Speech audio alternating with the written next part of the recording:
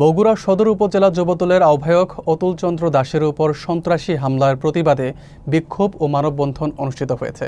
শুক্রবার বিকেলে শহরের সাবগ্রাম স্ট্যান্ডে এলাকাবাসীর ব্যানারে এই মানববন্ধন আয়োজন করা হয়। বিস্তারিত থাকছে ডেস্ক রিপোর্টে। মানববন্ধনে সভাপতিত্ব করেন সাবগ্রাম ইউনিয়ন যুবদলের আহ্বায়ক বায়েজিদ মণ্ডল। প্রধান অতিথি হিসেবে বক্তব্য দেন উপজেলা যুবদলের সিনিয়র যুগ্ম আহ্বায়ক তৌহিদুল ইসলাম তৌহিদ। অনুষ্ঠানটি সঞ্চালনা করেন ইউনিয়ন যুবদল নেতা জিয়াউর রহমান জিয়া।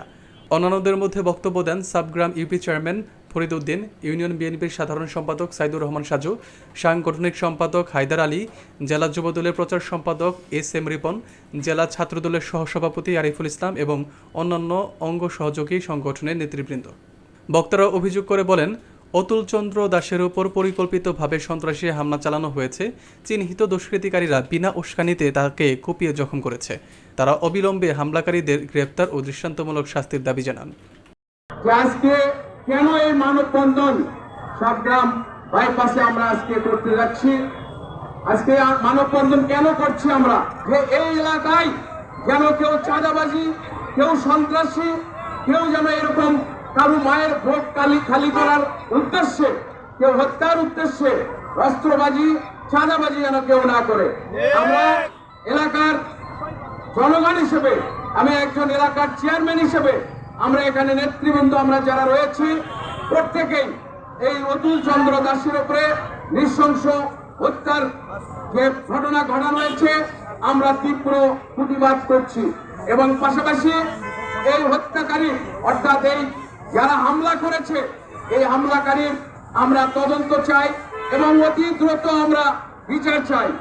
আগামী 72 ঘন্টার মধ্যে যাতে এই আজকে তার চিহ্নিত কিছু সন্ত্রাসী যার উপরে পিস্তল দিয়ে আঘাত এনেছে এবং পাশাপাশি রামদা দিয়ে ফেতলায় তার মাথাকে অচল করে দিয়েছে এবং মহান রব্বুল আমিনের ইচ্ছায় হয়তো সে বেঁচে গিয়েছে, তাকে নৃশংসভাবে হত্যার উদ্দেশ্যেই তাকে এই হামলা করা হয়েছে।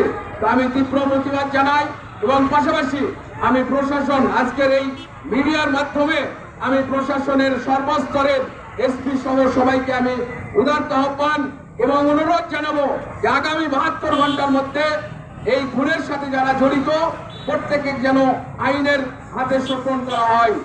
সম্মানিত উপস্থিতি, আজকে আপনারা জানেন এই মানববন্ধনে অনেক লোকজন এবং অনেক নেতৃবৃন্দ আমরা উপস্থিত হয়েছি।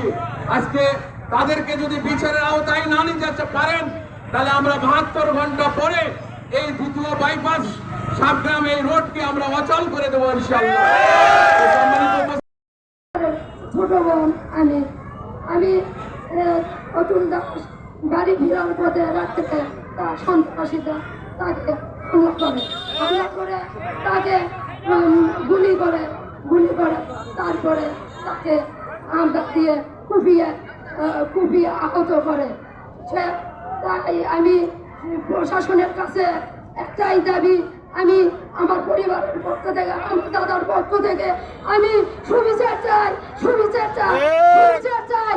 আমি প্রশাসনের কাছে 24 ঘন্টার মধ্যে যেন তারা আমার দাদাকে যারা আহত করেছে তাদের সুবিচার চাই, তাদের গ্রেপ্তার করে তাদের 24 ঘন্টার মধ্যে যেন আমি তাদের গ্রেপ্তার করে তাদের পরিবারের কাছে তাদের বাবা মাও যেন গ্রেপ্তার হয়।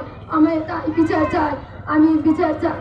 সদর জেলার সভাপতি ভাইকে আমি ছোট কিছু বলতে পারি না, তাও যতটুকু জানি আমি এখানে থাকি না, তারপরেও শুনে আমার দাদা মর্মাহিত, দাদার জন্য আমি খুব মর্মাহিত। আমি দিনাজপুর থেকে এখানে এসেছি আমার দাদার জন্য, আমার পরিবারের জন্য। আমার দাদা খুব ভালো, সব গ্রামের খুব ভালো, তারা সবাইকে আগলিয়ে রাখে, সবাই ভালো কাজ করে। আমার দাদা খুব ভালো মানুষ। আমি আমার দাদার জন্য সবাই আমার দাদার জন্য দোয়া করবেন এবং আমি বিচার চাই। আমার প্রশাসনের কাছে আমার একটাই দাবি, 24 ঘন্টার মধ্যে যেন তারা গ্রেপ্তার হয়, এটাই আমার দাবি। এটাই বলে আমি শেষ করছি। সবাই আমার দাদার জন্য দোয়া করবেন, তাই যেন সুস্বাস্থ্যভাবে ফিরে আসতে পারে। ধন্যবাদ সবাইকে, ধন্যবাদ।